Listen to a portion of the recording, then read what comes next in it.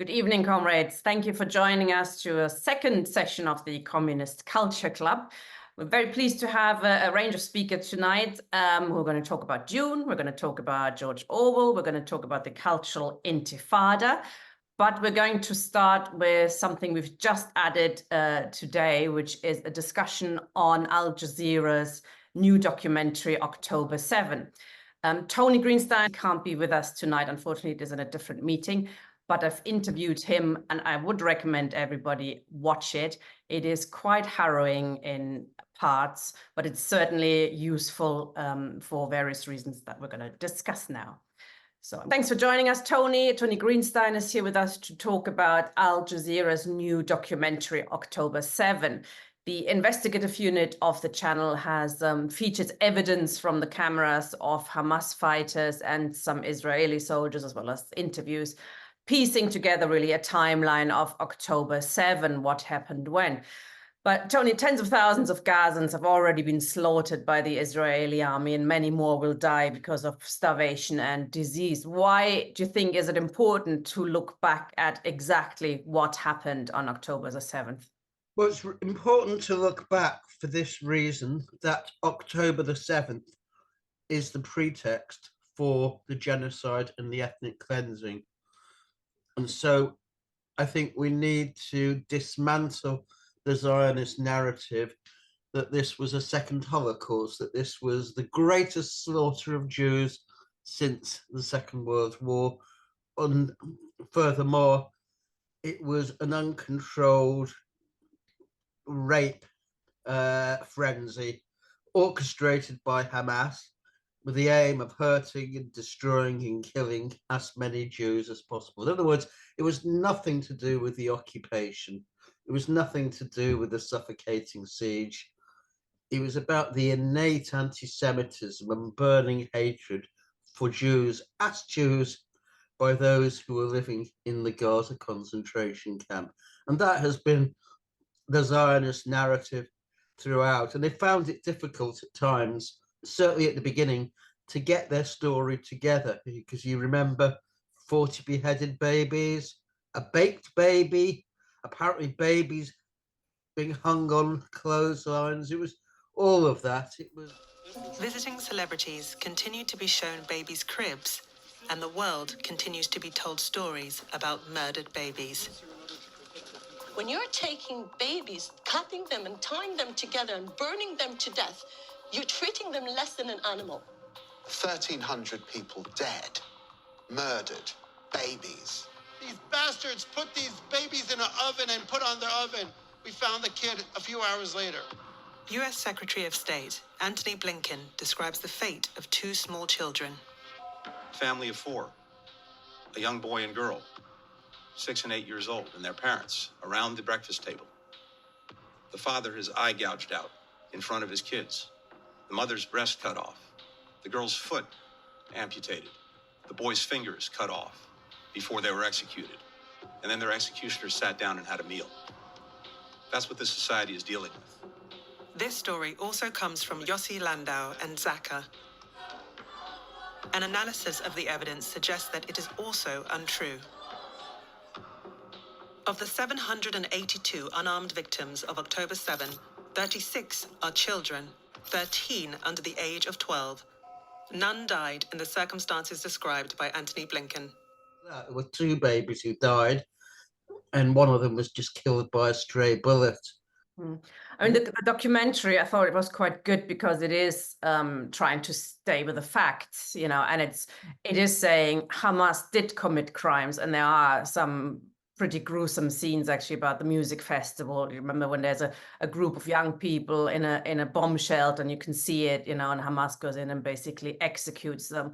But the tenor of the documentary is, you know, Hamas did commit crimes, but not many of the crimes that the Israeli government and the media are pretending it committed. For example, the 40 babies, but also it looks at the claim that there was mass, widespread and systematic rape, and that is taken apart as well. What were for you the sort of standout moments from that documentary? Yeah, I mean, I think the documentary showed a glimpse of what happened on that day, and it sequenced it so that we understand how it progressed. That has not been done before in any systematic fashion, and that was very useful. But as you say, I mean, Hamas aren't nursery school teachers. I mean, this was not a children's picnic. It was an exercise where people who went did not expect to come back. And of course, if you like, their liberation in being in their occupiers' territory for the first time, yes, atrocities were committed. I'm sure, you know, you name me a slave revolt where atrocities weren't committed. There were far more bloody affairs. In Haiti, the slave revolt, it killed every single French white person, man, woman, and child. I mean, one could not have defended that, but would one defend the right of the slaves to revolt and to free themselves? Yes. So, you know, I mean, Hamas in many ways behaved impeccably compared to, it was a story in the Times of Israel. It was on, I think, the 9th of October. I put it on my blog, where a Hamas fighter goes into a kibbutz home. The father lunges at him with an axe, I think, and he's killed. The mother then attacks and she's killed. And there are two children there with their, I don't know whether their mother, I think it was. And then Hamas writer writes on the wall, Hamas does not kill children, and then puts a blanket around them. So, I mean, this idea that they deliberately went to kill the children and so on, I mean, it's totally untrue. And in fact, the statistics prove it. There were 2 babies. I mean, children were obviously killed and young people were killed, so very few. They're not saints. But what's interesting, as you pointed out, most of the Hamas fighters did not expect to live after this. They expected to die within a few minutes, hours. That whole aspect of the Israeli army not being prepared. I mean, this is an interesting one and it's being discussed widely as well. The documentary claims or shows, you know, Israel had warnings, plenty of warnings. The Hamas fighters put their videos up with the paraglide, you know, training with the paragliders, etc. But they were they seemed totally unprepared. Some have speculated they let it happen on purpose. The documentary does not. Where do you still stand on that? I mean, it was described, or has been described, as the greatest intelligence failure since the Second World War. It was a massive intelligence failure. And why? Because of the hubris of the Israelis and also their racial arrogance. They did not believe that Hamas was capable of it, coupled with the fact that they trusted that their billion-dollar fence with its automatic machine guns, sensors, and so on would defeat anything. And yet, very low-tech drones and paragliders and bulldozers did the job. I mean, there were all sorts of lessons to be learned from that. But no, I don't think it was that they were let in. It's inconceivable. It's much like 9/11, really. I mean, these conspiracy theories, but the political consequences, if it was ever found out that they deliberately let them in, would be too great. Certainly, I don't think there's any chance. Yes, they were given warnings. That was the case in 1973 with the Yom Kippur War. No, I don't buy into a conspiracy theory of that nature. So were there any other moments that you thought would make this documentary really useful to watch? I just think that the sequencing of it, to see, for instance, that Hamas came first, then the other militias came second, and then the freelancers, and who may well have raped the odd individual woman. Rape and war, unfortunately, go together. No one's pretending it didn't happen at all. But what is absolutely clear is that this was not an intended rape or orgy, if you like. The purpose of Hamas and the other militias was clear: to capture as many people, to take them back as hostages.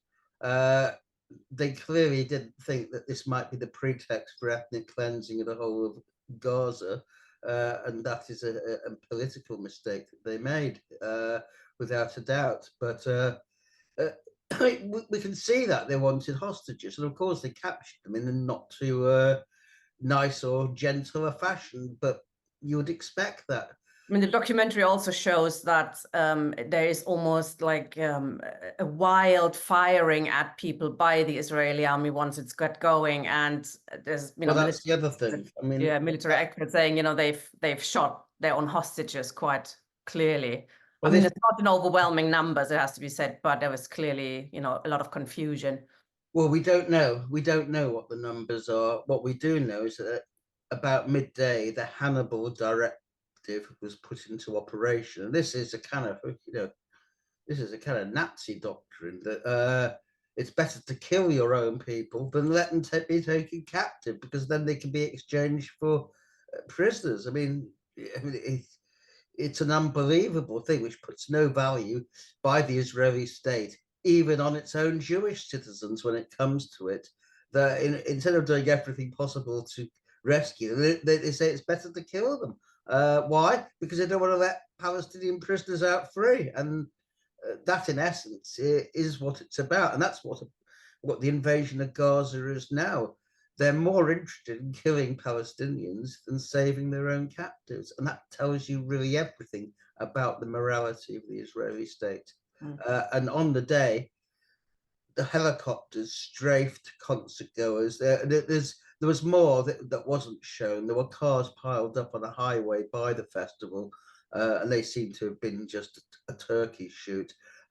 We don't know how many cars were hit, but there were very considerable numbers. I mean, whether it's half or a third or a quarter, the fact is that of the 700 odd Israeli civilians, a large number were killed by their own people, including nearly all of those at Kibbutz Be'eri, which was 121, I think. Well, I mean, the documentary doesn't actually make that claim. They only point out a few 20-something unexplained reasons. So they are treading very carefully to not be sued, I guess, or whatever. But there's probably more, you think, yeah. Well, Kibbutz Be'eri lost 120, I know that. And tank shells were fired into every single house. And obviously, if you fire a tank shell into a house, you kill the people in it, and that's what happened. And the damage that was done, we saw early on. We saw, people kind of frozen, black, charred bodies in cars, and this was attributed to Hamas. But we know now they didn't have the weaponry to do that. That was Hellfire missiles. From the helicopters, the Apaches that were circling above. So, I mean, a considerable number were killed by the Israelis on the day, including actually quite a lot of soldiers. They bombed their own bases. They bombed the Erez Junction, for example. So we will never know. We will never know. And the Israeli army doesn't want to investigate that part of it for obvious reasons. That became clear as well. There's the UN wants to send a unit in to investigate the claims of mass and systematic rape, and they've still not be allowed in. And it's quite powerful to hear them say that, we've tried and we've tried again and we're not allowed in. So that shows really... they've destroyed all the forensic evidence. They just buried the bodies. They didn't take any until they let these religious messianic nuts from what's the group, I can't remember now, Zaka, that's right. Zaka, yeah. Who have no training whatsoever, are on the far right, and who just lied. I mean, you saw that guy who just lied and lied again. He swore he saw all these beheaded babies and so on, and they weren't even there. They didn't have. He says he's showing a picture on his mobile phone to the journalist, isn't it? Because he doesn't want to show it on camera. And the journalist goes, well, where's that baby? Oh, it's over there. Can't you see it? No, I can't see it. So it's not bullshit, isn't it? He's exposed himself quite beautifully in that film. And then he says anyone who questions what he says should be killed. So. Thanks very much, Tony. It's a very worthwhile documentary to watch. Everybody should. Yes, indeed. Yes. Okay. Thank you very much. Thanks very much, Tony. Before we discuss that, though, we propose that we go to our second item first, which is a discussion with Tam Dean Burn, Scottish actor, about part of how we can actually fight back and how we can stand up and show solidarity with the Palestinians, which is about the cultural intifada. Tam, hi. Yeah, hi, Tina. Hi, everybody. Just to say, first, on top of what's just been seen, the other place to get a lot of information on what actually happened on October 7th and refutals of the lies that have been perpetrated by, well, the New York Times and so many that does get touched on in the film there, Al Jazeera, is the electronic Intifada. They are a real touchstone for me of trying to make sense of what's going on, finding out the actual information. There is a wealth of proof that that October the 7th was, especially on things like this Hannibal directive. I mean, where have any of the mainstream media even mentioned this term at all? And this is, a massive part of the problem, is that Al Jazeera and electronic Intifada are there's only very few news agencies given anything like the truth at all, and not completely bound up in feeding the lies. But it's clearly not convincing people. People can see through it more and more now, and there is such a massive level of activity going on, and in the cultural sphere, that's what interests me most. As you said, I'm an actor, and I came across another actor. He came to Glasgow in 2007. He's only a month older than me, and his name was Giuliano Mercamus, and he had made a film of his mother's work, Arna Meir. She was a member of the Communist Party of Israel, and so was his dad. And then she had previously even been quite a overt Zionist activist, but when she was asked to attack Bedouin tribes, she rebelled and completely flipped over and turned into a class traitor as such, and then did a lot of work in Jenin refugee camp, especially with the first Intifada, and helping children there because their education system had collapsed, and she started up working there, and Giuliano went, and he'd been a very successful Israeli actor, and he went there and started filming what his mum was doing, and this eventually became a documentary. She died in '95, and Giuliano then went back to working in theatre in Israel for 7 years. But then he finished off this film, this documentary that came out in 2004 called Arna's Children. And it's an absolutely wonderful documentary. It's on YouTube. I'll put the link up. ARNA, Arna's Children. It won many awards for it as a documentary, and it showed how theatre had been helping these children, but then the Israelis went in and destroyed it. I mean, their theatre at that time, they called it the Stone Theatre, and that was in honour of all of the children that were throwing stones at the Israeli forces, because it was a theatre of rebellion. It was considering itself as cultural Intifada, and he then, with Zakaria Zubeidi, who has been quite famous in more recent times for being one of the 6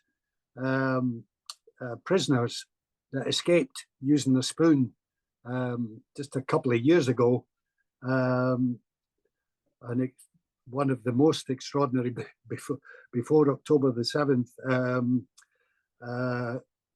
abilities of to be able to break the Israeli security, and he escaped and he was on the run, but he has been captured again since.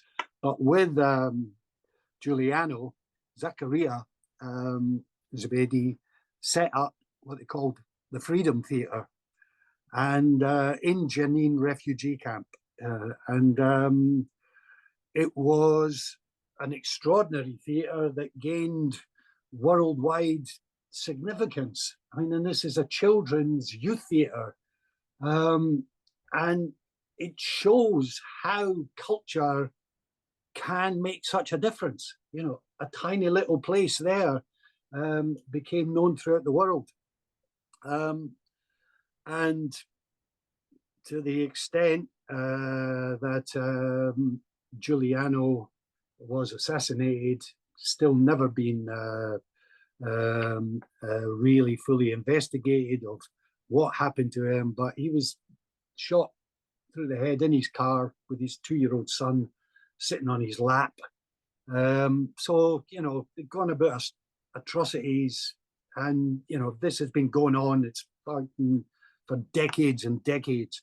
The Freedom Theatre has carried on since. They've been under a lot of attack. Their producer, Mustafa Shetty, is still in prison now under this administrative detention. That means that they can hold you without charge for as long as they like. And several other members of the Freedom Theatre, a children's theatre, have been banged up in similar fashion and tortured, and they destroyed the theatre. But there is still that groundswell of recognition that it's important, and it is a means of fighting back, and also a means of dealing with the whole post-traumatic stress that young people have been put through over the years, and never more so than now.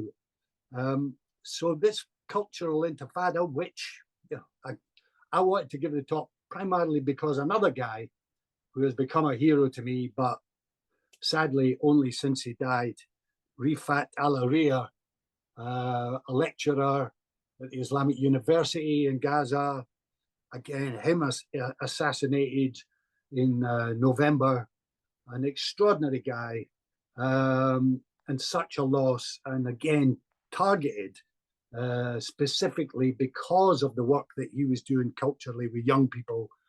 I wanted to then look at this whole question, and in order to explore his work and other work within that's been happening in Palestine closer, which I've only partly been able to do, but I've got the ball rolling on that score. But his lectures that he gave to his students in English, because he believed that students should learn English so that they could use that as a weapon to speak to the world, and Shakespeare being a weapon that they could use.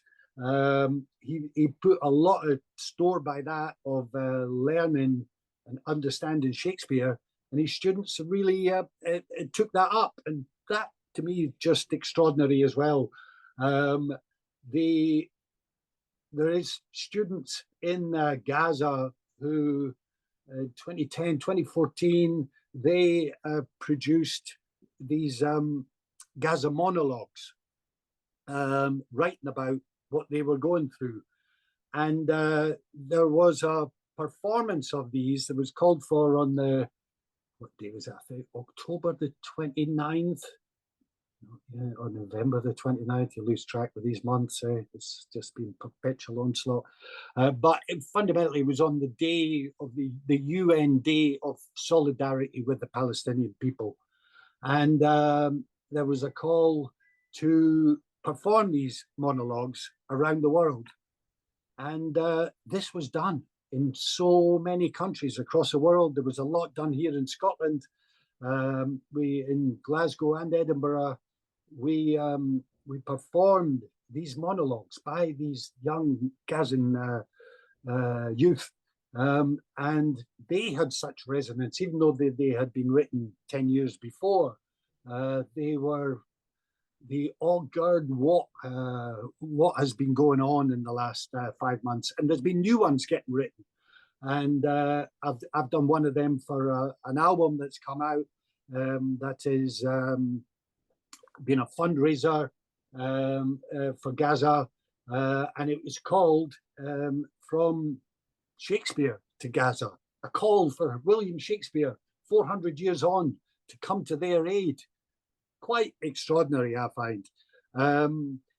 But also this cultural intifada that has been launched this week by the Freedom Theatre and Artists on the Front Line. It's there as an extraordinary website already of materials that can be used and techniques that can be used and material that can be used. There you go. It's the proof that this global artistic movement is happening right now. I've seen so much evidence of it here in Britain, in Scotland and Britain, and it's being it's like more, you know, in the few months, sort of in the middle of last year, I started committing much more to doing cultural work on climate, the climate emergency, and I found with that, and now with this struggle, it's in the main young women that are leading the way on these issues, and on these cultural fronts. And I find that extraordinarily inspiring, especially, you know, being an old white male commie, you tend to find that that's the sort of company you find yourself in often. And I mean, even the people that's speaking tonight is, you know, similar in a way. But it's young women that are leading the way on this in all sorts of extraordinary ways. And that's what really heartens me, that this is a struggle that is now worldwide, that is rooted in the fight for Palestinian rights and freedom, but it's also tied in with the climate, those connections. I'm seeing it. The climate groups in Glasgow are connecting, you know, parents for Fridays, which, you know, there is climate groups going on. They recognize these are the same struggles, and this is what, above all, is most important, that taking our inspiration from Palestine and on the climate, that these, our enemies, are clearly the very same, and they have exposed themselves completely. All they have to offer is war and genocide, and that is capitalism. That is the where our enemy really lies, and people are recognizing that more and more. And I can see that culture is going to be playing more and more of a part in that. And so I'm glad that this has happened now. Communist Culture Club is what's needed, and to be exploring these issues. So I'll leave it there just now. Yeah. Thank you very much, Comrade. That was really inspiring. It's fantastic. I mean, that, you know, young Gazans or people in Gaza can use culture as a way to express themselves or fight back, but also that we can use it here as a way to show solidarity and to collectivize, isn't it? It's also, we need to collectivize and build our own organizations, our own forces, to have some kind of power to stop stop the slaughter and stop our governments from doing what they're doing. And there are very few avenues, especially with the right to strike, right to protest being under such threat at the moment. So thank you very much, Tam. If anybody would like to discuss or say anything on the first two items, raise your hand. I mean, don't just do that. Click the button, raise hand, and I can bring you in. There's lots of issues to discuss. I think, Dan, did you want to say something? Because you had some differences perhaps with Tony. If you want to speak, just click raise hand, and I can bring you in. Sure. Can you hear me now, or yes, we hear you. Great. Yeah, I mean, Tony and I have had numerous disagreements. Tony is, I mean, he's really energetic. He's really a fighter. But I think that some of the things he says simply just are not factual. The film was very careful. It spoke about 27. It discussed 27 unexplained deaths, and there may have been a few more in this kibbutz called Be'eri, which came under attack, one of the major assaults that took place. And where Tony says the majority of the deaths were caused by the Israelis, that I've just have no idea where that comes from. It just doesn't make any sense to me. It just doesn't add up. We know that Tony is right, and the film is right, that this was a fantastic, I mean, this is one of the most amazing intelligence failures we have ever seen in modern military history. And as a consequence, the Israeli response was very delayed. It was very confused. It was very haphazard. And there were undoubtedly friendly fire incidents where Israelis helicopters, fired on cars heading back to Gaza, not really knowing who was in those cars. And it's quite reasonable to believe that 2 or 3 dozen people were killed in those circumstances. But I'd point out that 27 is merely about 2 or 3% of the total. So something really, really bad happened on October 7th. And I think there's no shrinking from that fact, and attempts to sort of massage those facts and wish that away just are not counterproductive. I think the first task of Marxists is to stare reality in the face, to look at it with all its complexity, all its brutality, all its horror, but to not look away, to not try to deny certain facts. And one of those facts is that October 7th is really bad. And I think it's simply, do not by any means wish to make any excuses for the Israelis, because I think it's quite right. The Israelis, the Zionists, are really using this as an excuse to engage in ethnic cleansing and a massive brutal military assault, which is I think the death count now is up to 32,000, and I'm sure it'll go many times higher before this war is finished. But we've got to understand the war in all its complexity, and we've got to understand, we've got to diagnose it in order to come up with a cure. And that means taking all the facts into account in as clear and objective a fashion as we can. I just would point out that Lenin and Trotsky,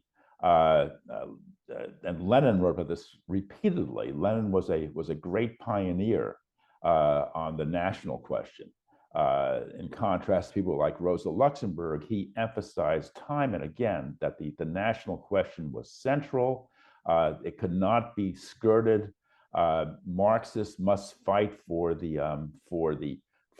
liberation and equality of all oppressed nations. All oppressed nations had the same. All nations, period, had the same right to equality, independence, free development, etc. But Lenin stressed time and again. I'm thinking of an article he wrote in 1915 and his famous notes on the national question, which were published in 1920, I believe. he stressed that national development could only take place in an international socialist community. In other words, nations could not develop in an egotistical fashion. They could only develop like an individual. An individual can only develop as part of a democratic socialist community, and an individual nation is the same thing, really. And Lenin talked about national independence for the colonial world as a means of achieving international proletarian unity on a higher level. It was important to emphasize national equality as in this context, and surely slaughtering hundreds of your fellow workers is not the way to achieve proletarian unity. So I think that and Lenin's thesis that the international proletariat was the only force capable of achieving national liberation. I think this has been horribly, catastrophically, but quite spectacularly illustrated by Gaza. I mean, what we're seeing is that yes, Hamas succeeded in swatting the tiger on the nose, but then what happened is that once the tiger recovered its senses, in a matter of hours, there was hell to pay. And what we've seen now has been the ongoing military defeat of the Palestinian people. This is being called a Nakba 2, Nakba 1, of course, being the mass expulsions of 1947 to 49.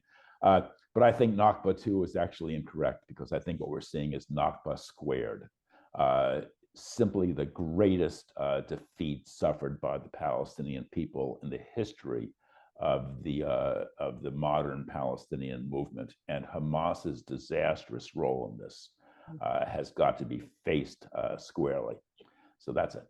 Thank you. I don't think the documentary was very soft on Hamas, I have to say. I mean, they're linked, Qatar, etc. But I thought they were, at the end, particularly, you see the guy from the political bureau, after we've seen scenes of Gazans starving and, being slaughtered, etc.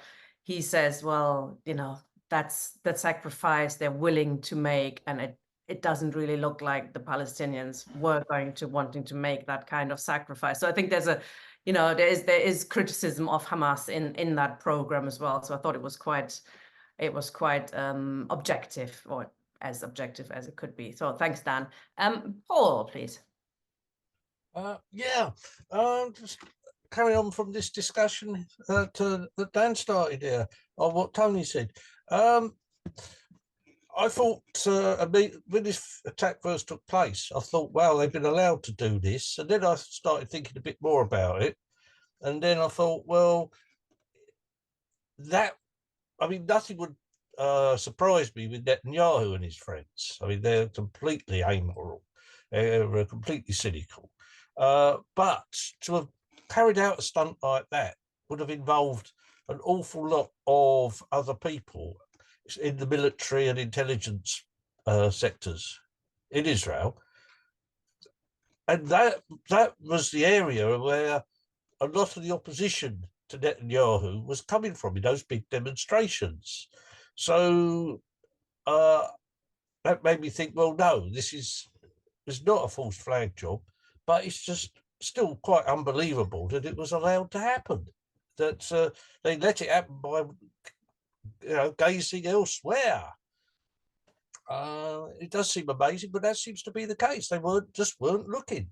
But coming back to what I think Tony was saying, now I think that Hamas must have known that an Israeli government, and especially one of the far right, would respond not just strongly but catastrophically. We've all known from comrades like Tony, from Moshe Machover and other people, that the Israeli right, the Zionist right, has always wanted to finish off the Nakba, get rid of the Palestinians altogether from what they see as Greater Israel. In fact, I was just reading a book the other day, and it mentions that Menachem Begin came out with this in 1948. He said, this is just the foundation. Soon we're going to have the Israel from the river to sea, etc., etc. So that's always been on their agenda, and of course Hamas has given them the excuse to do this, the Hamas attack.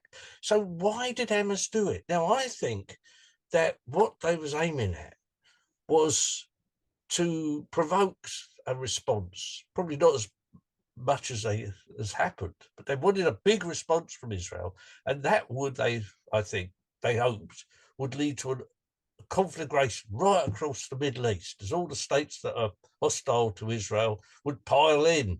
But as we know, the Iranian regime wants a level of instability within the Middle East. It certainly doesn't want a war, because it would come out of it very badly. Hezbollah's got its own fight with Israel, which doesn't correspond with Hamas and the Palestinian thing in general.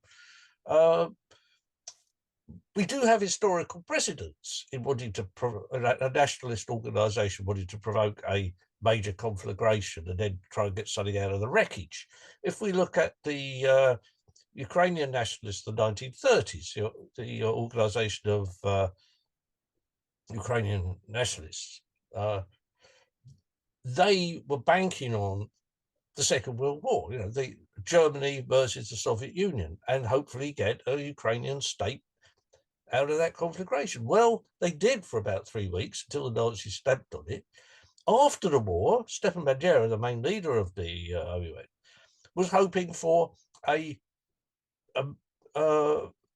USA versus Soviet Union war, because he hoped that a Ukrainian state would come out of the wreckage there. A rather radioactive one, but nevertheless, that's what he was aiming at. So this kind of catastrophism of provoking a war and then hoping that something will come out of it is not unknown. So I think that's what Hamas's tactics were. But as I thought at the time, as I told friends at the time, I said, this is a massive own goal. And I really think that what Israelis are doing now is basically to drive the Palestinians out of Gaza. And after all, someone said, this dock they're building to unload boats from Cyprus could also be used for shifting Palestinians out on ships. Anyway, I'll leave it at that. Tony isn't here to respond, but I've had lots of meetings with him since, and Moshe, and they both actually don't think that Hamas believed that the rest of the states, the Arab states, would take action.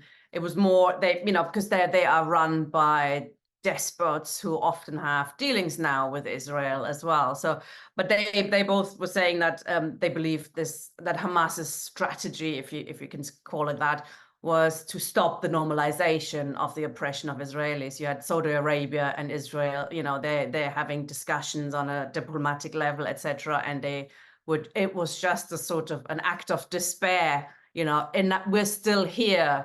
But I don't think they expected, that's what Moshe and Tony are saying, and they know this kind of stuff better than me. They didn't expect the Arab states to come to their rescue. They just wanted to have it back on the agenda, and they succeeded in that at least. But thank you, Paul. Ian. Good evening, comrades. I saw the film today and I thought it was excellent. I mean, I don't think there's anything in the film that tries to glorify Hamas at all. It certainly isn't. I mean, it tries to show it in a documentary style, and in a sense, as Tina's already pointed out, really, Hamas is condemned out of their own mouths, really. But what really struck me was a couple of things. Firstly, that the Israeli Defense Force isn't very good. That despite enormous resources, vast expenditure on weapons, that considering what's spent on them, they're actually not that good. And that's because I suspect that a lot of their time is spent fighting kids throwing stones or bullying people on the West Bank or whatever. The striking thing, I mean, things I was completely unaware of, was that a lot of the destruction to one of the kibbutz that was shown was by weapons that clearly Hamas didn't possess. You know, you can't demolish a whole house with a rocket-propelled grenade, and just things like that, really. And it seems to me that the Israeli Defense Force, once they were presented with what to them must have been a catastrophe happening on their watch, simply opened up by destroying everything. And from that point of view, that's a horribly ill-disciplined army. I've been watching recent retired British Army commentators on the actions of the IDF, and even things like rounding up a load of people from Al-Shifa Hospital or wherever else and parading them around in their underpants and putting them in stress positions and the rest of it is the kind of thing a really ill-disciplined army would do. And you can't see the point of it unless it's to appeal to a kind of home audience or whatever. You're certainly absolutely guaranteeing the next generation of fighters against you. What was and of course the other thing was it was the hubris that led them to ignore the intelligence that they knew. They were being told that Hamas were on the way, but they just thought, oh, it can't possibly happen. Even once the maneuvers had started, they sort of acted very slowly, and then all of a sudden, of course, they had to act very, very quickly, and they basically then just shot everything that moved, and that's one of the problems with attack helicopters. You can't discern one friend or other, and obviously the Hannibal Directive has been a real feature, and again, it's a sign of a really poorly run, poorly led army. Why would you do that? It's completely destructive to your own ends. The damage to the kibbutz just simply couldn't have been done by anybody but the IDF. I mean, and probably only by tanks. So you've got a bizarre situation where the IDF had rolled into one of their own kibbutzim and just started blasting away with a tank. I can't see any other possible conclusion. And the commentator was a British military expert analyst who didn't have any kind of axe to grind, particularly as far as I can see.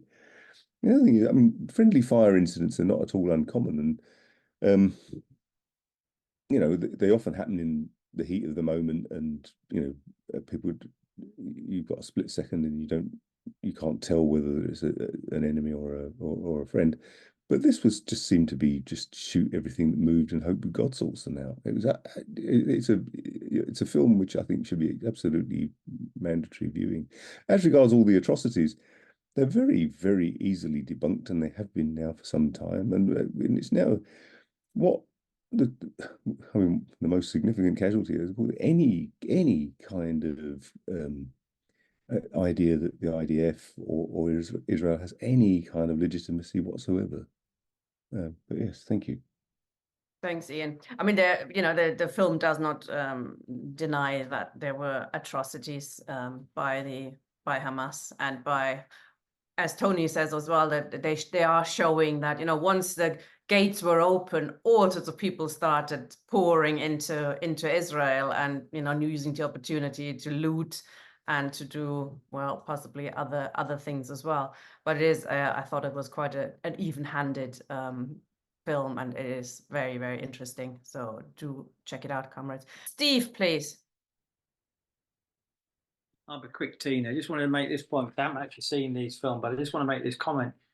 It's a bit like the French Revolution. You remember that somebody said, I don't know, not long ago, that might have even been Lenin 100 years later. French Revolution, too early to say the consequences of that. And I think it's too early to judge the impact of what's happened. I mean, we can count numbers, 33,000 people dead as compared to 1,200 people dead on the other side. The balance there is massively terrible, the destruction, etc. But really what you had here was a rebellion, an armed uprising, really, by a resistance movement against an oppressor state. And I think that we don't know really, because if you just think another example, the Easter uprising that was crushed in 1916, well, what did that lead to? Well, it was complete and utter defeat. People said it was a complete and utter waste of time. And yet within 2 or 3 years, the whole situation had changed and Ireland had gone into a popular revolution that led to the British being driven out. So we cannot say yet how this movement, because it's an international thing, it's not just there. Look at what America's about to do. Look what Israel's doing. So the whole thing is much more complicated, and it's literally too soon to see whether this uprising will ultimately have a progressive impact on the situation or complete and utter disaster in terms of how the whole thing pans out. That's all I want to say, really. Thank you, Steve. Yeah, I'm working on a piece at the moment. It's about David Bowie's album Diamond Dogs that came out coming up for 50 years ago. That begins with the refrain, "This ain't rock and roll, this is genocide." And he wrote that album with the intention of making a musical of 1984. But Orwell's wife wouldn't let him. She wouldn't give the rights at all. So he included some songs called Big Brother in 1984, but he couldn't do the musical. But I'm putting the whole thing through the prism of Gaza, diamond dogs, the Israeli diamond trade, and dogs, packs of dogs in the streets in Gaza, eating flesh from the rubble. So that's going to be a fun piece. Yeah, I just wanted really to bring up the way that the establishment are recognizing the dangers to them of cultural intifada. It's going on to this absolutely disgraceful extent. In this country, we've seen it. I mean, Germany is supposed to be, the worst for it, but I know a young artist that had an exhibition going on at the University of the Highlands and a week, and because she had an artist from Gaza involved in it, they pulled the plugs on the exhibition less than a week before it was going to open. Chicken Shed Theatre in London, North London, that claims to be so inclusive and is a children's theatre, really. They had a set of 9 plays on that. The show had opened, short plays, and this young playwright, she was performing her own play about her trying to get in touch and communicate with her dad in Palestine. Even though the show had opened 2 nights, they pulled the plugs on her short play in it, and then tried to force the guy who reviewed the play and gave a very favorable review to her piece. They tried to get him to take out any reference to her in his review.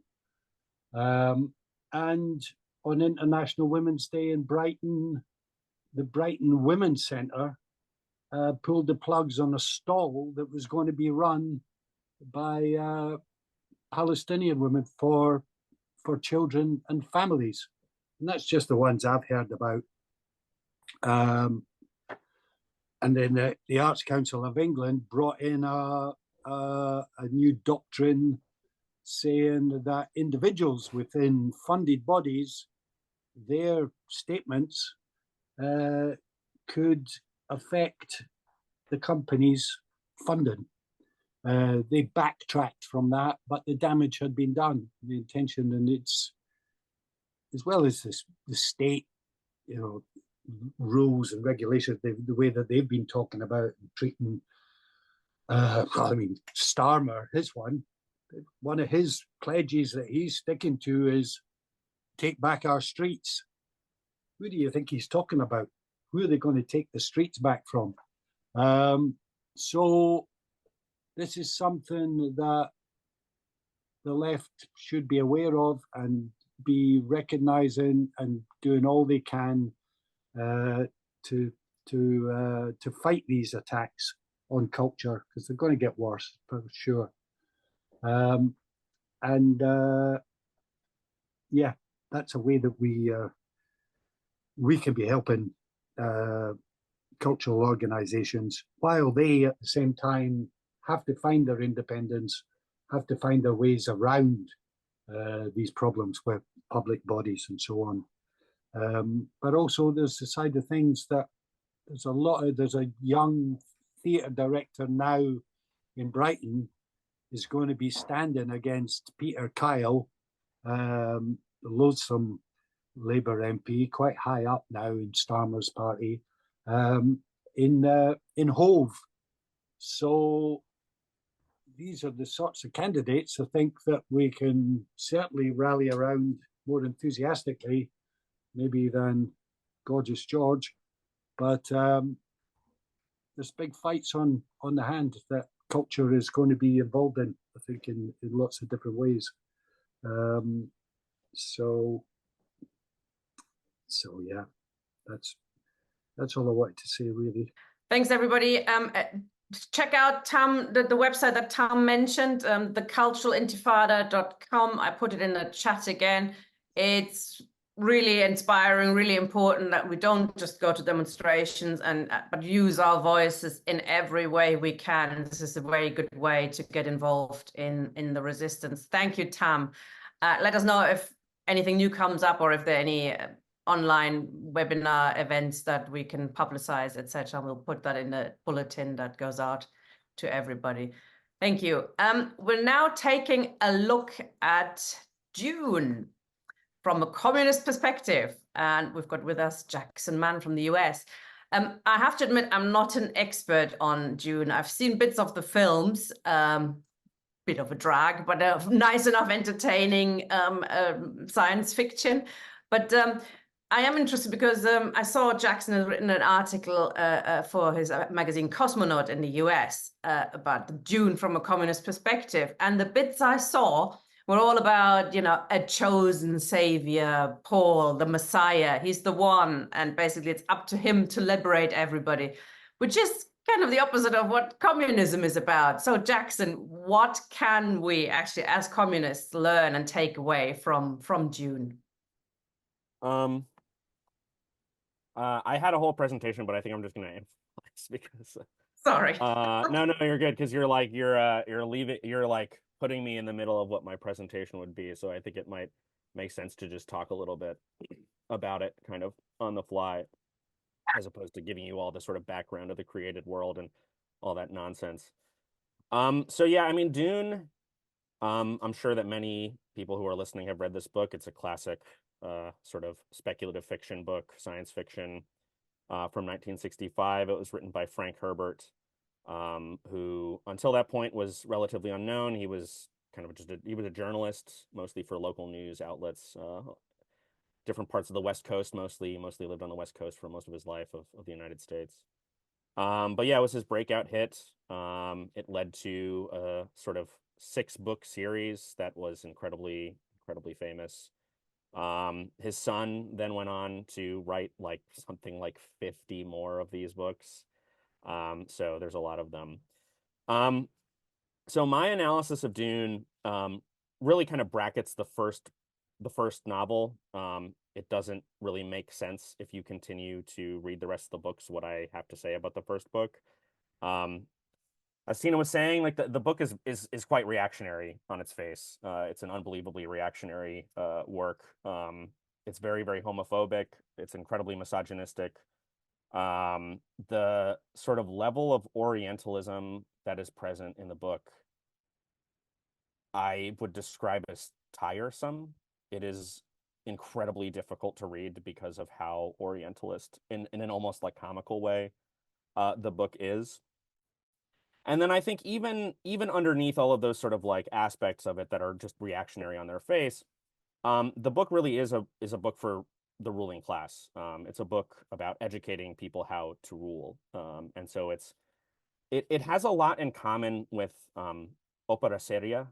So for those who might not know, opera seria is basically a catch-all sort of periodization term that's used in historical musicology to refer to opera, sort of pre-French Revolutionary opera. So before the French Revolution, most operatic productions were kind of oriented around much more of a sort of court-based sort of circuit of theaters. And so obviously the thematic sort of quality of these operas was very much oriented towards the ruling class, who would the people who would be in these theaters. And many of the themes were about sort of like good governance, teaching sort of young nobles, like very didactic, sort of elite didacticism, teaching young nobles how to rule effectively. And on the surface, the first Dune novel that's basically what it's about. It's about teaching sort of young nobility how to rule.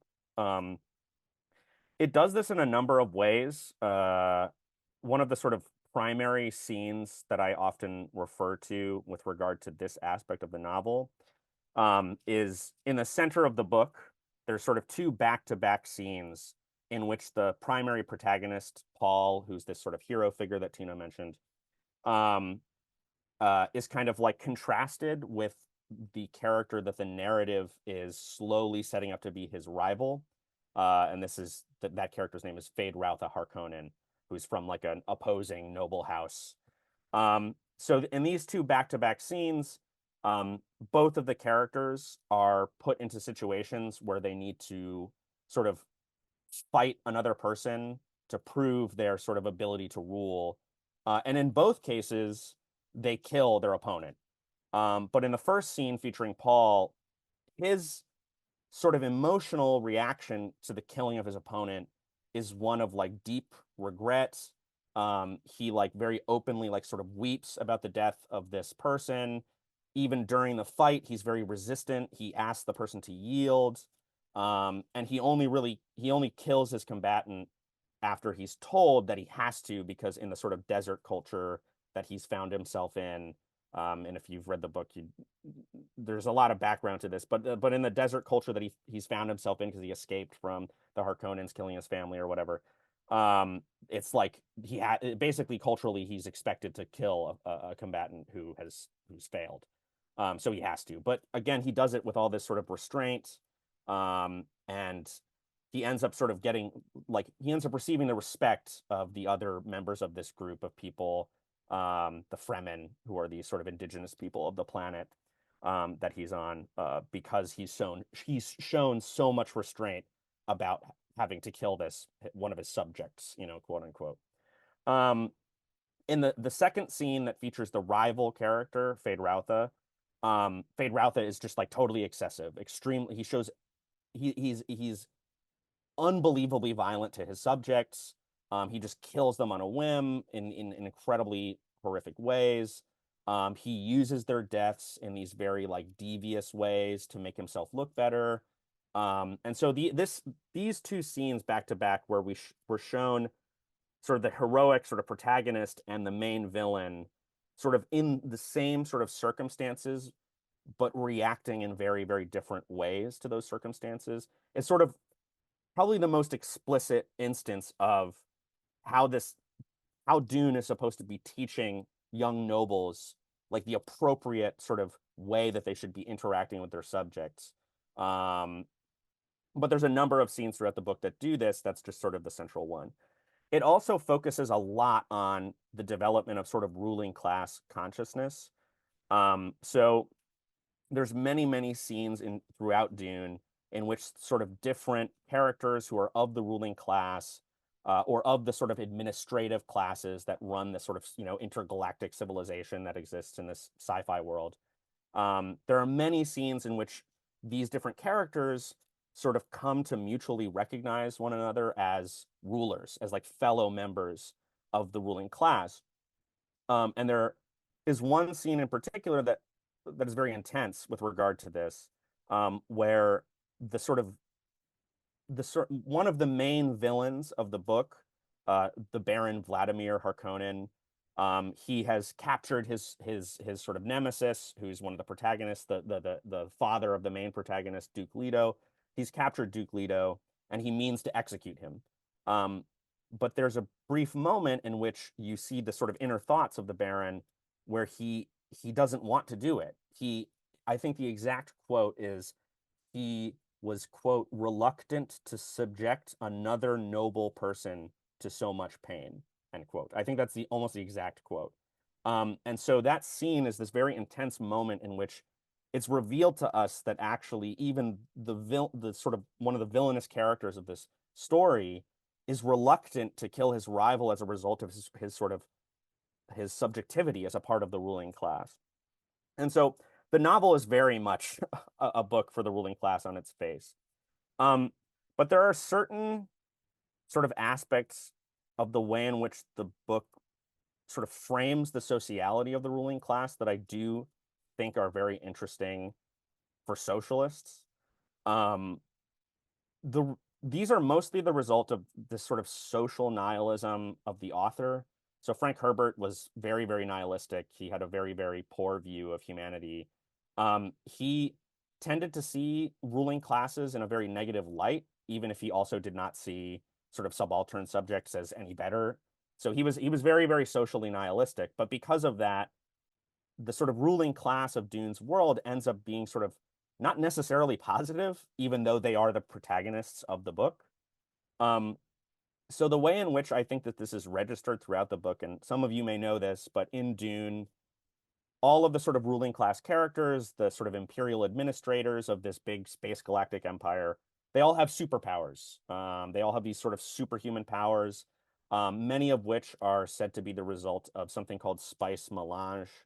So this is this sort of psychoactive drug that comes from the planet that most of the story takes place on, that all these sort of characters in the created world believe give you elongated life and like these kind of superhuman powers and psychic abilities and prescience and all this stuff. So all the sort of ruling class characters, we're told as a reader, have these sort of superhuman abilities as a result of the spice.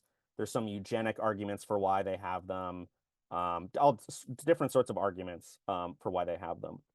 Now, one of the main super sort of human abilities that many of the characters in the book have is this thing called the voice.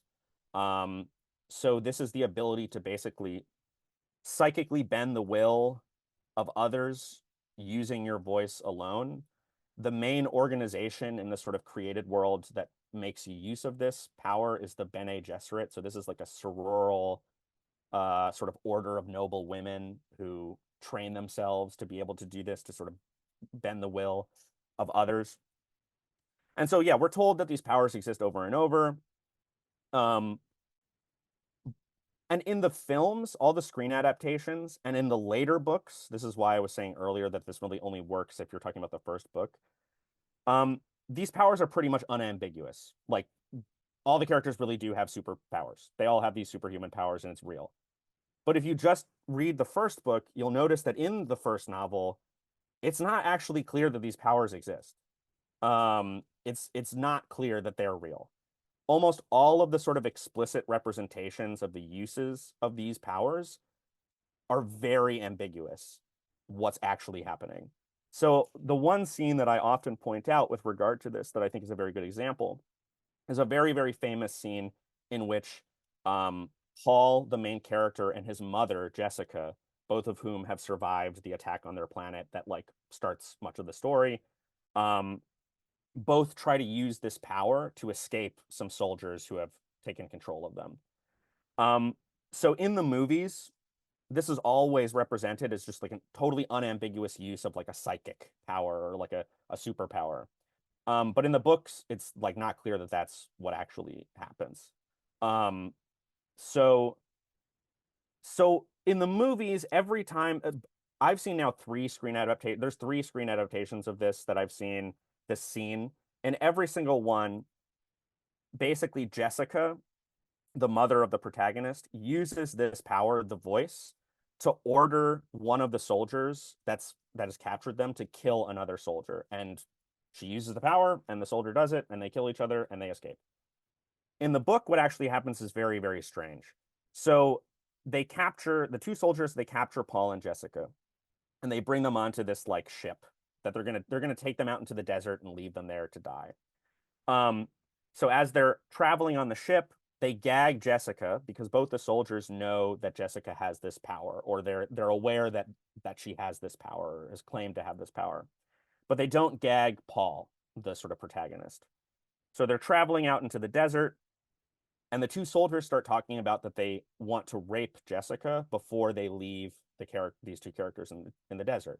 This sort of shocks Paul. He begins to like he begins to sort of get really nervous, and he tries to use the voice on the soldiers to get them to undo Jessica's gag so that she can use her even more developed powers to get them to kill each other. Now, Jessica in the book says, she's talking to herself, she says, oh, that was a perfect use of the voice. But the soldiers don't listen to him. The soldiers actually don't react to his use of the voice, which is very strange, right? If this power was real and he used it perfectly, why would they not react? They actually have like a short conversation about what they should do, whether they should undo her gag before they rape her. And so they decide to do it. So they do go undo her gag, but it's not because Paul told them to or used this power to force them to do it. They do it kind of their own accord. And then all of the films have Jessica order one soldier to kill the other soldier. That's not what happens in the book. In fact, what happens is that Jessica, once her gag, she doesn't have a gag anymore, she says, I think it's something like, quote, "There's no need to fight over me." That's what she says. And that suddenly changes the attitude of the two soldiers, because they're sort of like hyped up because they've just been in this battle. They're kind of like really, really intense and emotional. They suddenly think that they're going to have to fight over Jessica, and they end up fighting over who gets to rape her first, which leads them to attack each other and kill each other kind of accidentally. And so this isn't Jessica using a like superhuman power to get them to kill each other. She's actually just using the power of suggestion. So it's really, and this is just like a particular scene, but this is almost every demonstration of these powers is very ambiguous like this. It's like, it's not clear that these powers are actually happening. Can I ask you something, Jackson? Because it's on your Cosmonaut article, you described that a lot of the left in America were trying to put a socialist spin on the film, or almost like, see that say there's something that it's it shows revolution, it shows all sorts of positive things for the working class, etc. And I really struggled with that. Why do you think they try to do that? No, I mean, I think my article was a reaction to many articles that were circulating as you said, circulating in the US left that were like, oh, this is a great book because it's like a book about the working class or something, or it's about ecology. And I mean, that's just not true. I mean, this book is very reactionary. And what I was interested in doing was like, well, people are interested enough in this book to really want to make it something that it doesn't seem to be on the surface. So maybe there is something there. And so I started thinking about this book.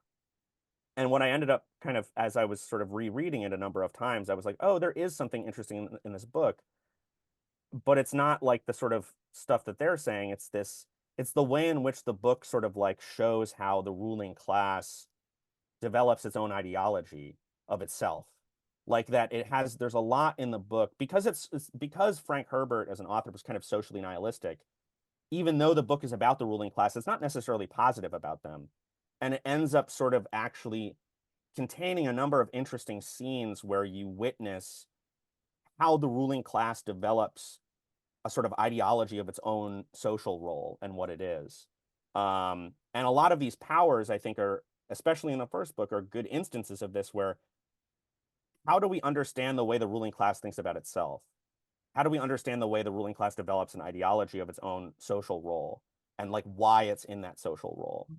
And there are a number of scenes that do this very well, where because of their ambiguity about the reality of these superpowers that all these ruling class people have, you can kind of like begin to sort of extract a kind of a theory of the sort of sociality of the ruling class and how they develop their own sort of like ideology.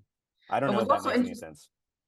What was also interesting, I mean, it does touch on the film version anyway, things of like climate change and, you know, that desert planet. There were plans to make it into a green planet and make it properly habitable, and then it wasn't profitable. So there are references to, you know, the profit motive. I think one of the really bad guys, he couldn't float. I don't know his name. He floats in the air, but he goes like, you know, it's about the profit and just extract or something, you know, along those lines. So they're trying to get spice out of that planet, and they basically left it in ruins because it's all about the profit margin. So there's a bit of something there for Marxists, perhaps.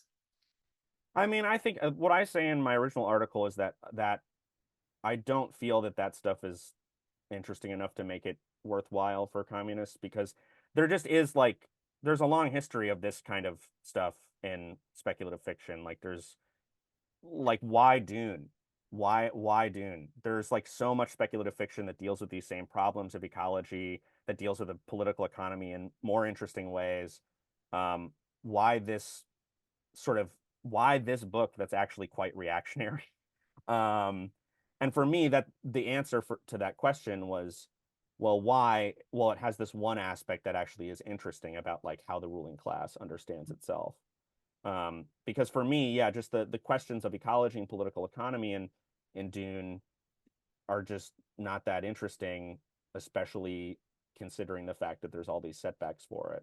It does feel a bit tacked on, but you know, I mean, it is a, as you said, it's been read millions of times, and you do come across quite a lot of lefties who seem to love it, and I always struggled with understanding that.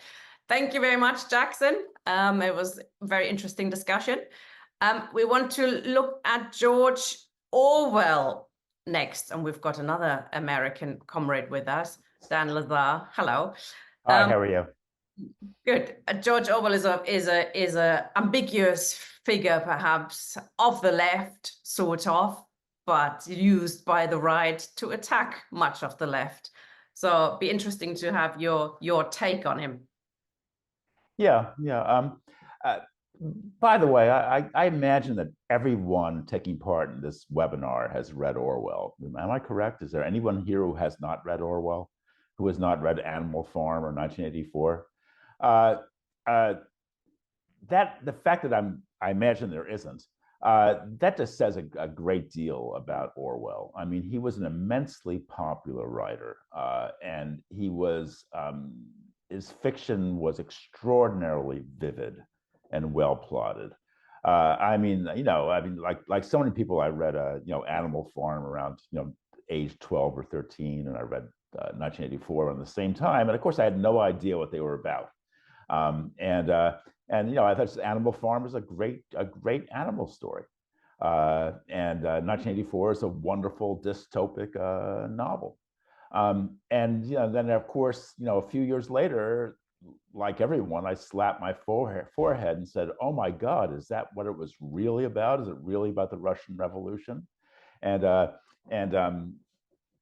Big Brother and Emmanuel Goldstein in 1984, oh my God, that was really about Stalin and Trotsky.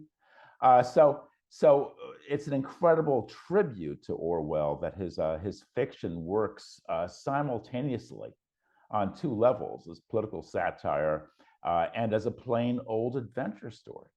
And I think that's really a tribute to his remarkable abilities. And I can't think of any other, anyone else who is nearly as good as that in that respect. But when you try to ask why did Orwell, what made him so good, I think that what it comes down to is he was kind of a poet of everyday life. He had a way of sort of settling in on the odd detail and seizing on it, and in a way that was very vivid and very convincing. And he also was very comfortable with the contradictions of everyday life. I'm thinking that there were Orwell sometimes accused of being harboring certain anti-Semitic tendencies. I never really saw that actually, but but one of the remarkable opening scenes in 1984 is when he's in a movie theater and they're showing a news item about the bombing of a refugee lifeboat, and the film shows what Orwell describes as a fat Jewess trying to protect a small boy from a bomb about to blow the boat to smithereens. And fat Jewess is not the nicest phrase, I guess we can say. Many people today would shrink from that phrase. But it quite illustrates quite well illustrates the hero, Winston Smith. His mingled horror, repulsion, hatred, sympathy for what he's seeing on the screen. And I think that really is psychologically quite vivid because it's quite realistic, and it shows all the mingled emotions that we all feel in our everyday lives. At the end of the newsreel, they stop the newsreel because some proletarian woman starts complaining loudly that they shouldn't ought to show this in front of children. And Winston Smith gets very angry and says, stupid prole, why don't they shut them up? Why don't they get rid of them? And it's, of course, a very bad thing to say, but it's a very realistic thing to say because we know ourselves that we're often subject to these kinds of, mixed tendencies. We're often confused. We often don't quite understand what's happening. We often react the wrong way. And so I thought this is really quite realistic.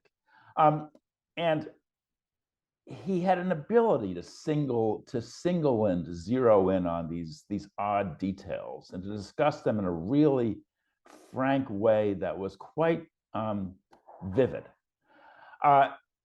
He was also a very witty writer. He went almost out of his way to be honest, almost to a fault. And he often delighted in saying things that were kind of politically incorrect. For example, in March 1940, he reviewed a new edition of Hitler's Mein Kampf. And he began it by saying that I should like to put on record that I have never been able to dislike Hitler. Ever since he came to power, I have reflected that I would certainly kill him if I could get within reach of him, but I could feel no personal animosity. In fact, there is something deeply appealing about him. And that was a very odd, strange, but certainly riveting thing to say.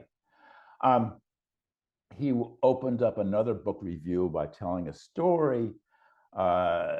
Says, reading a certain book, I thought of a rather cruel trick I once played on a wasp. He was sucking jam on my plate, and I cut him in half.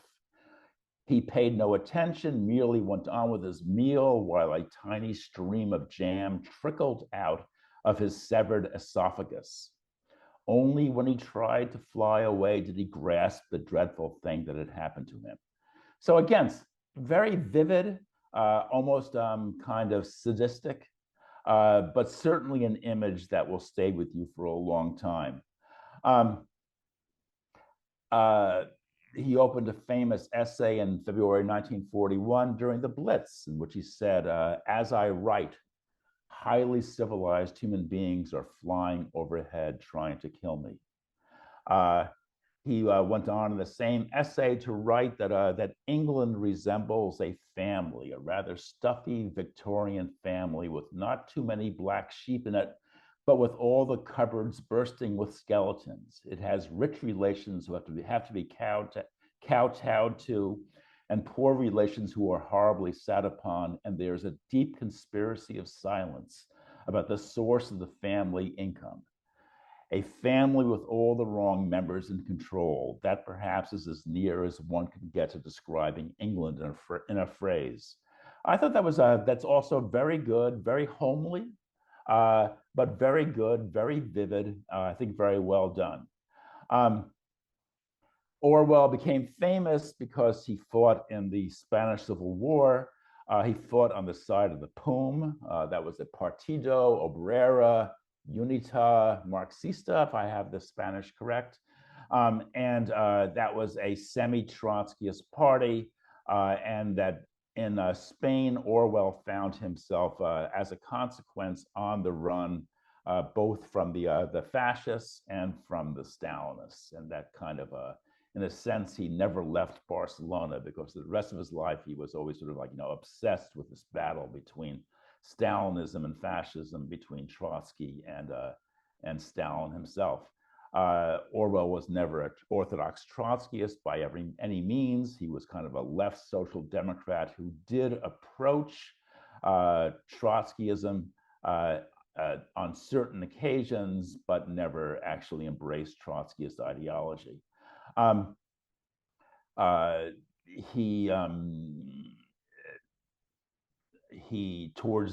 the war, he became a dedicated laborite. He threw in his lot with the Attlee government, supported it down the line, and really had no basic criticisms of it. So therefore, he certainly left the Marxist fold at that point. But anyway, I just wanted to. So I've discussed all the reasons to like Orwell. Very honest, a left socialist. He really felt passionately about socialism. He was quite sincere in his embrace of the proletarian cause. We might object to the ideological conclusions that he drew on all occasions, but he certainly staked out some very brave positions for himself, and was absolutely fearless in taking on friend and foe, absolutely unafraid to attack the complacent orthodoxies of the day, and in Spain certainly, and back home in England afterwards. So I just want to talk about a little bit. So those are sort of the reasons to like Orwell. Now, how about the reasons to dislike Orwell? And what became increasingly common from the 1980s on is that Orwell had emerged as kind of a neocon hero. All his anti-communist, communist with a capital C, statements were sort of isolated and sort of added to the neocon arsenal. Certain neocon journals here in the U.S., like the New Republic, it seemed like every week there'd be a new issue would open up with some kind of reverential quotation from Orwell. Orwell was the great moral authority, and therefore he sort of was really embraced by the neocons, and for a lot of radicals that became the enemy of my if the enemy of my enemy is my friend, then the friend of my enemy must be my enemy as well. So a lot of radicals sort of took umbrage at Orwell. Here in the U.S., a guy named Alexander Coburn, now deceased, a very witty columnist for the Village Voice and the Nation, who was very influential on the left. He sort of took after Orwell and was, I think, had a significant role in turning many people against him. But then, of course, what happened in 2003 is that The Guardian published a document that Orwell wrote shortly before his death in 1950. He had been invited to write for what the hell is it called? The Information Research Division, which was a secret propaganda unit that had been organized by the Attlee government. And in so doing, he compiled a list of 38 names of people who should not write for the IRD. And they included Paul Robeson and a number of others. And the names were accompanied by shorthand characterizations that many people found offensive. I mean, the most unfair one is referred to Paul Robeson is anti-white, and that is completely wrong. So with the publication of that document, I think it's fair to say that Orwell's reputation took a nosedive. I felt very sad about it myself because I said I'm a great admirer of Orwell. I think he was really a great writer, and I think he was a great leftist, despite all his shortcomings, his failures, his mistakes. Because I thought he really played a heroic role really in really crucial moments. And I think that Homage to Catalonia, Animal Farm, 1984, these are really literary and political treasures, which we should not throw overboard. They're part of they're part of the left-wing arsenal that we should not toss aside. But of course, especially in America, that list, which came out, which Orwell penned in, I think, 1949, that summoned up memories of McCarthyism. And McCarthyism, as I'm sure everyone here knows, was an episode in which communist fellow travelers, leftists generally, were purged from government, from academia, from the arts, from Hollywood, etc. It was a very scary, frightening time, and it sort of led to a political ice age settling in that lasted for a full decade. So, as I said, Orwell's reputation took a nosedive. I would point out in Orwell's semi-defense that he was not calling for these people to be punished or purged or in any way, forced out of their jobs, which is the kind of thing we saw in America. He just merely said they should not be asked to write for the IRD. And to me, it's always the real question is the IRD as a branch of British intelligence. I mean, to me, the real sin is that Orwell was writing for British intelligence and that he saw nothing wrong with this. And this is at a time when British intelligence, of course, was operating hand in glove with US intelligence, and when the Cold War was just getting off the ground, just being organized, just taking its first steps. So to me, the naming names in this way although it has, of course, has horrible associations, it's somewhat less important than the mere fact that Orwell was collaborating in this intelligence effort, and that I think should be borne in mind. But again, just to reiterate, I just don't want to see the baby thrown out with the bathwater. That I think that Orwell was a great writer from whom we can read with great profit. His essays were extraordinary.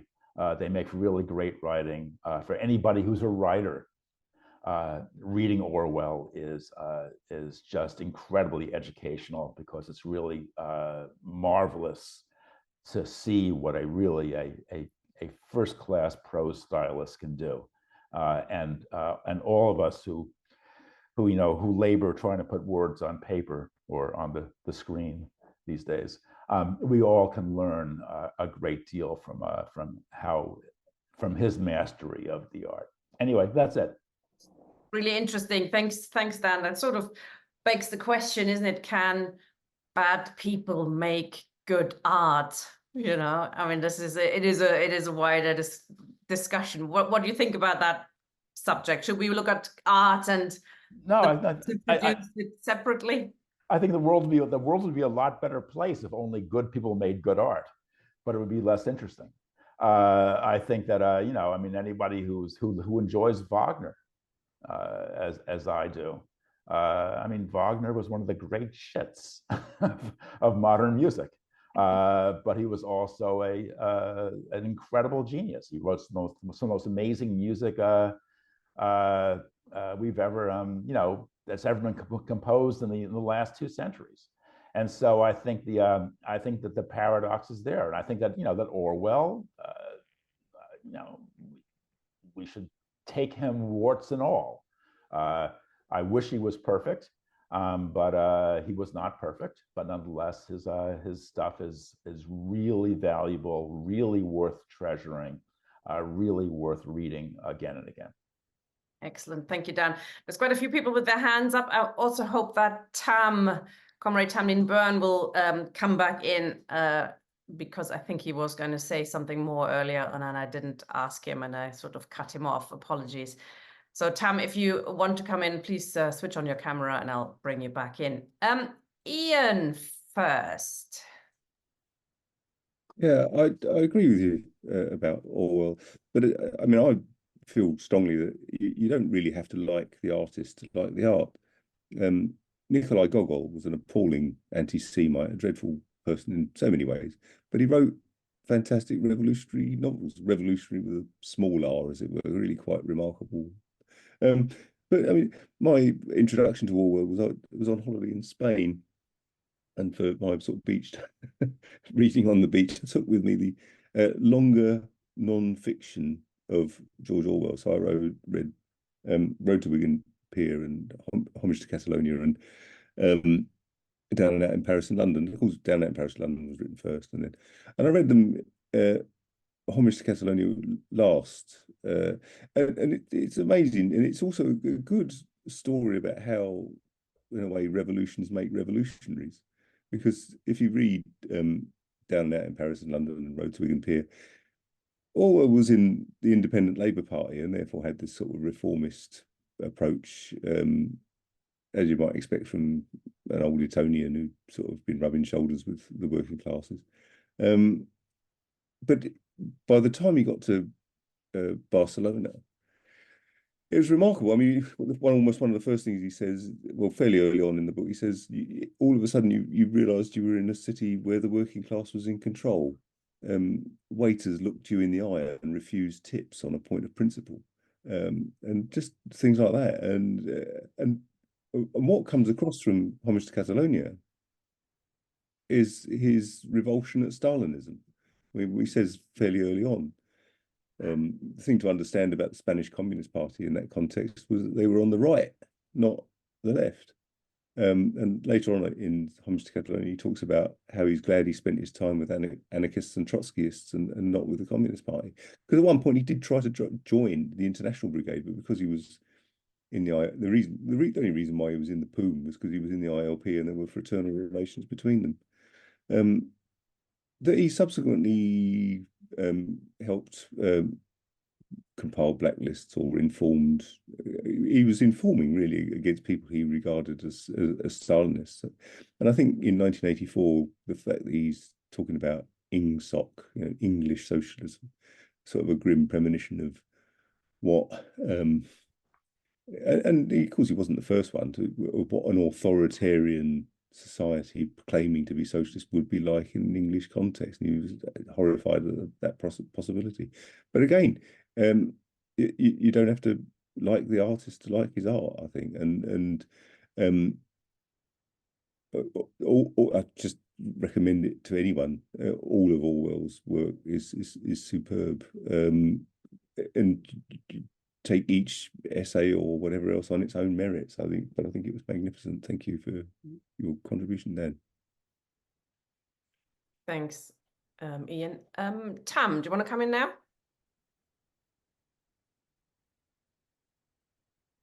Well, okay.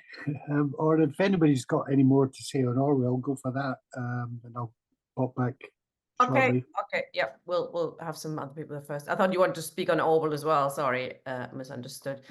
Okay, Paul, please, Paul Flewis. Yeah, a couple of things on Orwell here. Supporter of Attlee's government. Well, actually, he was a critical supporter. He was, if you read some of his article in Commentary magazine that from about 48, he was criticising the Attlee government for being too timid on its policies and not doing enough of left-wing policies. He was always critical of the Labour government in that sense. Unfortunately, he did go along with the Cold War side of it. But if you actually look at his writings on the Soviet Union, his review of James Burnham's book, he didn't discount a liberalisation in the Soviet Union. He said that a slave society is not an efficient way to run a society, therefore seeing some sort of possibilities for internal reform, which of course is what happened a few years after his death, after the death of Stalin. So his journalism wasn't as pessimistic as 1984. Now, the problem I think, with Aminal Farm and 1984 is that, as Winston Smith said, I know how, but I don't know why. And that's the thing with Orwell. He could see what was going on. And people in the Eastern Bloc who read 1984 said, blimey, he can really describe this place, and he's never been here. And that was quite something to do. Aminal Farm, why did the pigs become a ruling elite? Well, there's no explanation for it. They just do. Perhaps it's in the nature of pigs to become but this idea of, rather charming idea of putting different sorts of animals as social groups, it's defective, because after all, a pig can't become a dog or vice versa. A cat can't become a cow. There's no idea of how one group of in society, the Bolshevik leadership, became a ruling elite. So that's a bit of a problem. 1984, how did this weird society appear? I mean, how did the world become 3 Stalinist blocks? I mean, this is rather important because, you've got to explain how you get there. Again, he had no idea of it. And he could describe things very well, but actually explaining it, he couldn't. And that's why he's very useful for the right.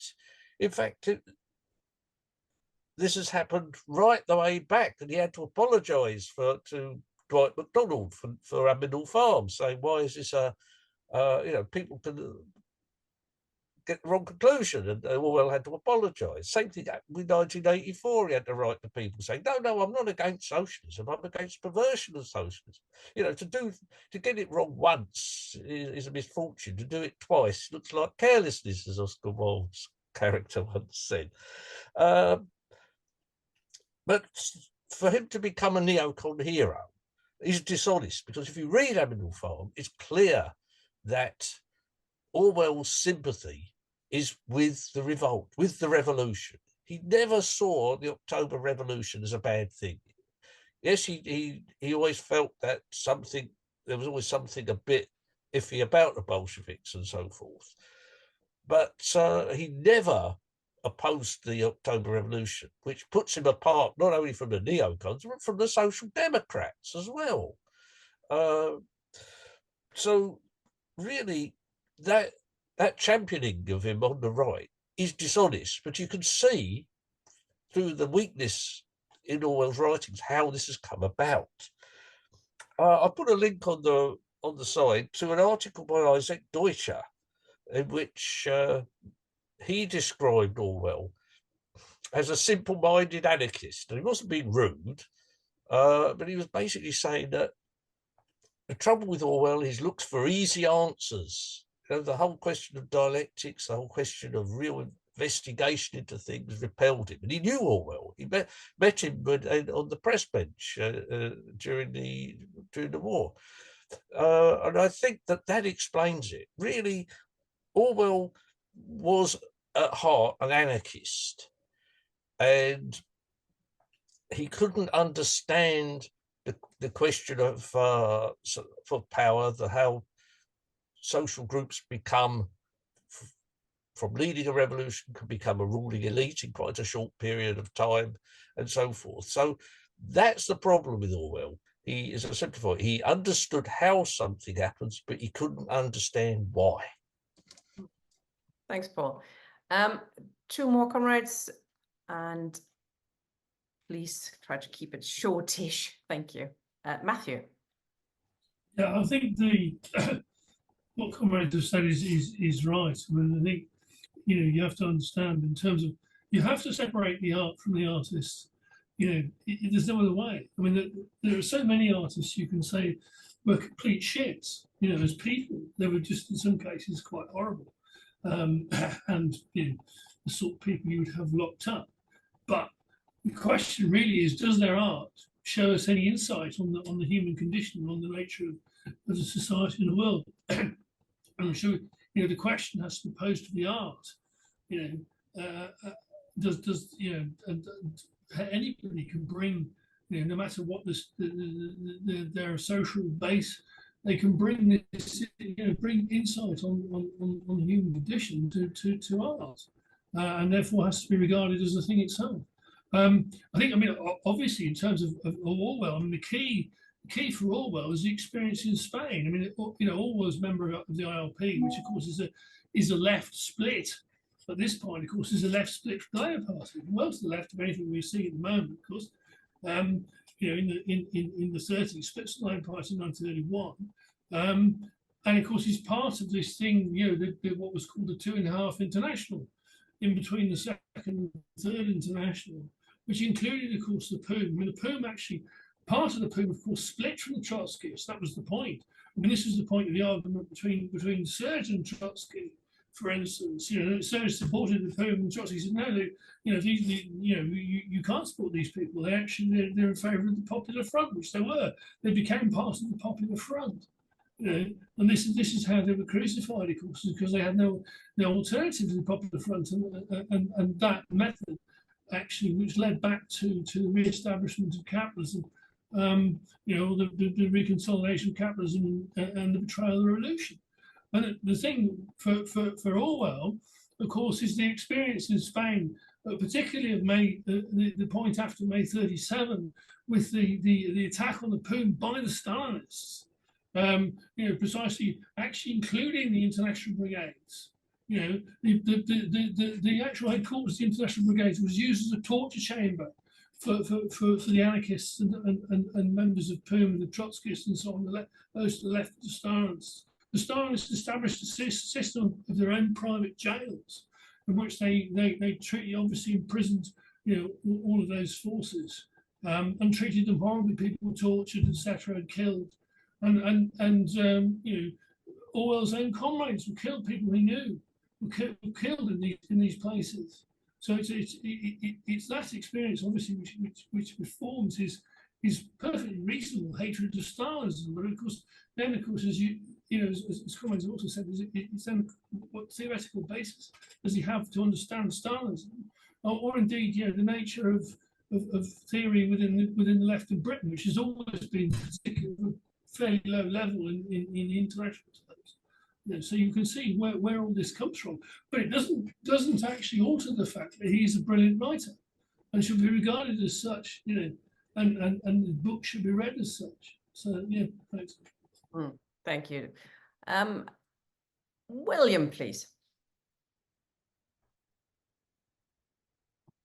Now, I'm afraid I'm going to have to go against anything nice that was ever said about Orwell. I have read everything he wrote, well, except his newspaper articles, but I read anything he wrote in book form in sequence. He began his book form with My Burmese Days, or Burmese Days, where he had an absolute disillusionment with the British Empire when he was a policeman, and he was a trained policeman in Burma, and he exposed the corruption that went on in the British Empire, warts and all. So he lost favour with the British Empire there. Then I read all his books that in sequence, like Coming Up for Air, Clergyman's Daughter. Now, the book that you are putting a lot of emphasis on is Homage to Catalonia.